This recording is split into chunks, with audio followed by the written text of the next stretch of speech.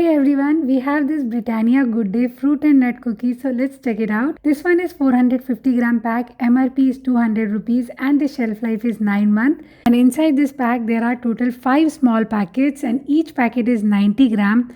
And in this 90 gram single packet it contains 12 cookies. So let's talk about the packaging. Sadly, quite a few cookies were broken and many pieces were crumbled. So Britannia need to improve the packaging. Because of this, I'm deducting 1 mark. But when it comes to taste, wow, these cookies are really good. They're crispy, crunchy and not overly hard. As soon as you put them in your mouth, you can get that crunchy texture and the buttery taste. The balance of fruit and nut is perfect. Light sweetness, crunch from the raisin and the nuts is very tasty. So overall 10 on 10 for taste and crunch, but due to packaging it's 9 on 10. So if you're a Good Day fan, no, just give it a try. Hope that next time the cookies doesn't come that broken, and subscribe for more such videos. Bye bye.